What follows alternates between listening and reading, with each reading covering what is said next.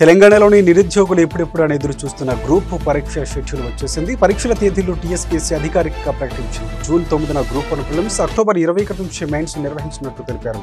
August 7-8 తేదీలో group 2, November 17-18 తేదీలో group 3 పరీక్షలు నిర్వహించినట్లు అధికారులు తెలిపారు. రాష్ట్రంలోని కాంగ్రెస్ ప్రభుత్వం నియామకాలపై దృష్టి పెట్టింది. బీఆర్ఎస్ ప్రభుత్వంలో జరిగిన తప్పులు రిపీట్ కాకుండా జాగ్రత్తలు తీసుకుంటారు. సచివాలయంలో ముఖ్యమంత్రి రేవంత్ రెడ్డి రైతు నేస్తం కార్యక్రమాన్ని ప్రారంభించారు. డిప్యూటీ సీఎం భట్టి విక్రమార్క, వ్యవసాయ శాఖ మంత్రి తుమ్మలతో కలిసి రైతు వేదికల్లో వీడియో కాన్ఫరెన్స్ సిస్టమ్ను అనుసంధానం చేసే వినూత్న కార్యక్రమాన్ని సీఎం ప్రారంభించారు. దశల వారీగా 3 సంవత్సరాల్లో 2601 రైతు వేదికలు వీడియో కాన్ఫరెన్స్ యూనిట్లు ఏర్పాటు చేస్తామని సీఎం తెలిపారు. ఇక మొదటి దశలో 110 అసెంబ్లీ నియోజకవర్గాల్లో 4.07 కోట్ల రూపాయల నిధులతో డిజిటల్ సిస్టమ్ ఏర్పాటు చేసినట్లు ఆయన వెల్లడించారు.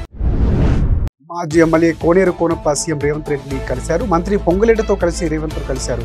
లోక్సభ ఎన్నికల్లో బీఆర్ఎస్ బీఎస్పీ పొత్తులు పెట్టుకోవడంతో కోనేరు కోనప్ప మనస్తాపం చెందారు. తనను వ్యక్తిగతంగా దూషించిన ఆర్ఎస్పీతో పొత్తులపై చర్చించడంతో ఆయన మనస్తాపం చెందినట్టు తెలుస్తోంది. తాను కేసీఆర్ను ఎంతో గౌరవించారని, అయినా తనకు ఒక మాట కూడా చెప్పకుండా పొత్తులు చర్చలు పెట్టుకోవడం తన సన్నిహితుల వద్ద వాపోయినట్లు తెలిపారు. ఈ క్రమంలోనే ఆయన కాంగ్రెస్ లో చేరబోతున్నట్లు వార్తలు ఊపందుకున్నాయి. నెల 12 లేదా 13వ తేదీన సీఎం రేవంత్ రెడ్డి సమక్షంలో కాంగ్రెస్ పార్టీలో చేరే అవకాశం ఉన్నట్లు వార్తలు వస్తున్నాయి.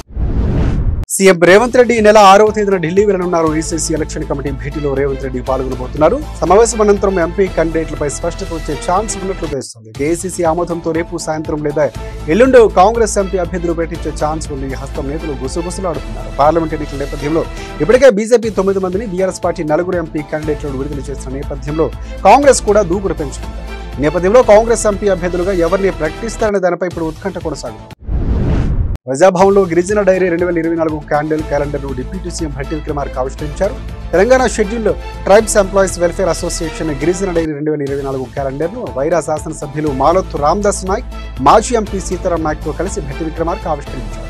విద్యుత్ శాఖలో ఎస్సీ/ఎస్టీ ఉద్యోగులు ఎదుర్కొంటున్న అనేక సమస్యలు ఆ యూనియన్ రాష్ట్ర నేతలు ఈ సందర్భంగా భట్టికి వివరించారు. విద్యుత్ ఉద్యోగుల ప్రమోషన్లో ఎస్సీ/ఎస్టీ రిజర్వేషన్ల పారదర్శకంగా అమలు చేయాలని కోరారు.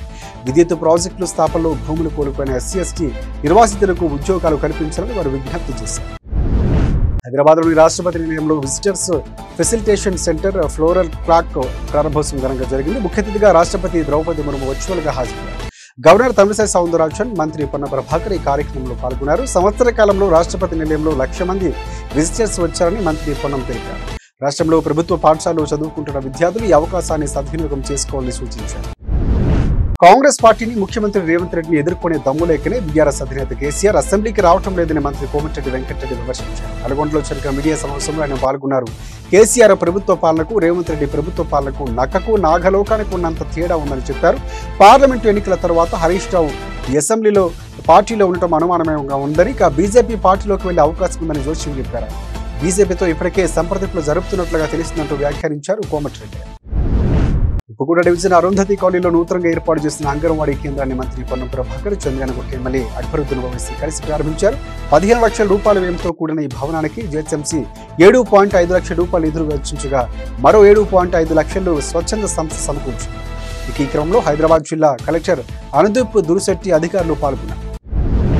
ఎన్డీఎస్సీ అధికారుల బృందం ఇవాళ హైదరాబాద్ లో పర్యటించింది. కాళేశ్వరం ప్రాజెక్టులపై రాష్ట్ర ఇరిగేషన్ డిపార్ట్మెంట్ ఆఫీసర్లు, ఇంజనీర్లతో జలసౌధలో భేటీ అయింది. రేపు ఎల్లుండి వారు మేడిగడ్డి అన్నారం, సుందీల బ్యాలెన్స్లు సందర్శించున్నారు. కేంద్ర జల సంఘం మాజీ చైర్మన్ చంద్రశేఖరయ్య అధ్యక్షతన మొత్తంగా 6 సభ్యుల కమిటీ బ్యారేజీల్లో ఫిజికల్ గా స్టడీ చేసి నెల 9న హైదరాబాద్ లో ఇరిగేషన్ ఆఫీసర్లతో రివ్యూ మీటింగ్ నిర్వహిస్తుంది. నెల రోజుల్లో రాష్ట్ర ప్రభుత్వానికి ప్రాథమిక నివేదిక, 4 నెలల్లో పూర్తి రిపోర్టును సమర్పించింది. కోల్కతాలో నిర్మించిన భారతదేశపు మొట్టమొదటి అండర్ వాటర్ టన్నెల్ ప్రధాని నరేంద్ర మోదీ ప్రారంభించారు. ఈ మెట్రో నీటి అడుగున నిర్మించిన సొరంగం గుండా ప్రయాణం చేసింది. దీన్ని హుగ్లీ నది అడుగున భాగంలో భారీ సొరంగం ఏర్పాటు చేసి నిర్మించారు. ఈ అండర్ వాటర్ మెట్రో నిర్మాణానికి దాదాపుగా 120 కోట్ల రూపాయల ఖర్చుతో హౌడా మైదాన్ నుంచి ఎస్ ఫలనాడే స్టేషన్ వరకు ప్రతిష్టాత్మకంగా నిర్మించారు. దీంతో పాటుగా బెంగాల్లో పలు అభివృద్ధి కార్యక్రమాలకు ప్రధాని మోదీ శంకుస్థాపన చేశారు. పార్లమెంట్ ఎన్నికల్లో సత్తా చాటాలని భావిస్తున్న బీజేపీ ఆ మేరకు వ్యూహాలకు పదును పెడుతోంది. ఇప్పటికే అన్ని పార్టీల కన్నా ముందే తొలి జాబితాను 9 మంది క్యాండిడేట్లు ప్రకటించింది బీజేపీ పార్టీ. ఈ నేపథ్యంలో దూకుడు పెంచింది. ఇక బీజేపీ బూత్ కమిటీ అధ్యక్షులు, ఇతర ముఖ్య నేతలతో భేటీకి నెల 12న కేంద్ర హోంమంత్రి అమిత్ షా తెలంగాణకు రానున్నారు. ఎల్బీ స్టేడియం ఈ భేటీకి వేదిక కానుంది. పార్లమెంట్ ఎన్నికల్లో అనుసరించాల్సిన వ్యూహాలు, తాజా రాజకీయ పరిస్థితులపై అమిత్ షా నేతలను చర్చించున్నారు. శివరాత్రి పర్వదినం సందర్భంగా ప్రత్యేక బస్సులు ఏర్పాటు చేశారు. నాగర్ కర్నూలు జిల్లా కేంద్రంలో శివరాత్రి పర్వదినాన్ని పురస్కరించుకుని నాగర్ కర్నూలు నుంచి శ్రీశైలం వెళ్లేందుకు 20 ప్రత్యేక బస్సులు ఏర్పాటు చేశామని డిపో మేనేజర్ దేవరాజు అన్నారు. నెల 7, 8, 9 తేదీల్లో నాగర్ కర్నూలు నుంచి శ్రీశైలం వెళ్లేందుకు ప్రత్యేకమైన బస్సులు ఏర్పాటు చేశామని తెలిపారు. అందులో మహాలక్ష్మి పథకం కింద మహిళలకు తెలంగాణ బార్డర్ వరకు ఉచిత ప్రయాణం కూడా కల్పిస్తున్నట్టు వివరించారు. కాబట్టి జిల్లా వాసులు, భక్తులు శ్రీశైలం వెళ్లే వాళ్ళు ఆర్టీసీ ప్రయాణాన్ని ఎంచుకొని ఆ మహాశివుడి దర్శనం చేసుకోవాలని కోరారు. కరీంనగర్ ఎస్ఆర్ఆర్ కళాశాల మైదానంలో బీఆర్ఎస్ భారీ బహిరంగ సభ ఏర్పాట్లను కరీంనగర్ లోక్సభ అభ్యర్థి వినోద్ కుమార్, ఎమ్మెల్యే గంగుల కమరకల్ పరిశీలించారు. తెలంగాణ ఉద్యమానికి ఊపిరి పోసిన కరీంనగర్ అంటే కేసీఆర్కు ఎంతో సెంటిమెంట్ అని, కరీంనగర్ నుంచి ఏ కార్యక్రమం చేపట్టినా విజయవంతమవుతుందని కేసీఆర్ విశ్వసిస్తారని గంగులు తెలిపారు. ఇదే కరీంనగర్ నుంచి మరోసారి శంఖారావం పూరించున్నారని, రానున్న పార్లమెంట్ ఎన్నికల్లో తెలంగాణ గలం వినిపించేందుకు ప్రతి ఒక్క కార్యకర్త కష్టపడి పనిచేయాలని పిలుపునిచ్చారు.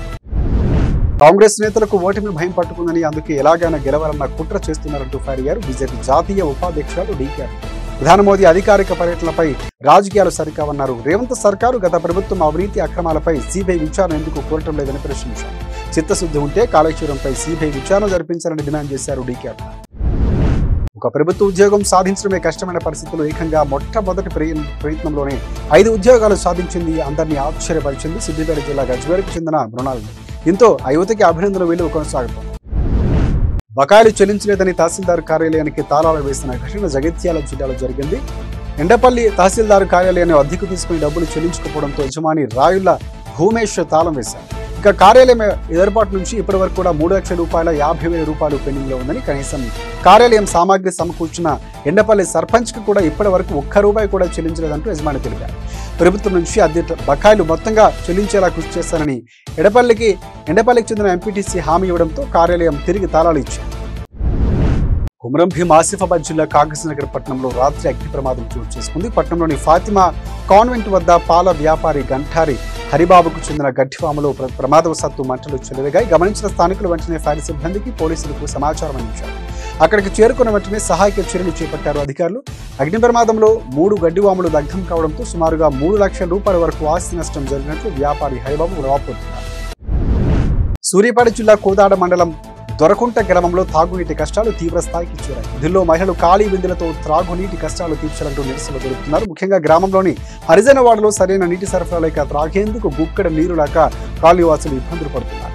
గ్రామ పంచాయతీ ట్యాంకర్ ఉన్నప్పటికీ ప్రజలకు తాగునీటి అవసరాలు తీర్చేందుకు ప్రాధాన్యత ఇవ్వకుండా గ్రామంలో చేపట్టే సీసీ రోడ్లు, డ్రైనేజీల వంటి పనులకు కాంట్రాక్టర్లు అవసరాలు తీర్చేందుకు ఉపయోగిస్తున్నారు. ఇదేమిటని అడగ్గా కాంట్రాక్టర్కు ఊరికే ఇవ్వడం లేదు, ₹300 చెల్లిస్తేనే ఇస్తామంటూ సమాధానం చెబుతున్నారు. నాగర్ కర్నూలు జిల్లా అచ్చంపేట పట్టణంలో అవమానీయ ఘటన ఒకటి ఆలస్యంగా వెలుగు చూసింది. ఓ తల్లి నెలలు నిండకుండా ఉన్న పసికందును గుట్టు చప్పుడు కాకుండా వదిలించుకోవాలని చూసింది. లింగాల మండలం ఎర్రపెంటకు చెందిన మహిళ అచ్చంపేట పట్టణ నడిబొడ్డున పసికందును వదిలేసి వెళ్లిపోతూ ఉండగా స్థానిక చిరు వ్యాపారులు పోలీసులకు సమాచారం ఇచ్చారు. విషయం తెలుసుకున్న సిడిపిఓ దమయంతి సిబ్బంది ఆ పసికందు తండ్రి కుటుంబాన్ని పిలిచి కౌన్సిలింగ్ ఇచ్చారు. ఆర్థిక పరిస్థితి వల్లే పసికందును వదులుకునేందుకు సిద్ధపడినట్లు పోలీసు విచారణలో వెల్లడించారు. ఆ కుటుంబం పరిస్థితి చూసి అనంతరం పాలమూరులోని చైల్డ్ హోమ్ కేర్కు అప్పగిస్తామని సిడి డిపో వెల్లడించారు.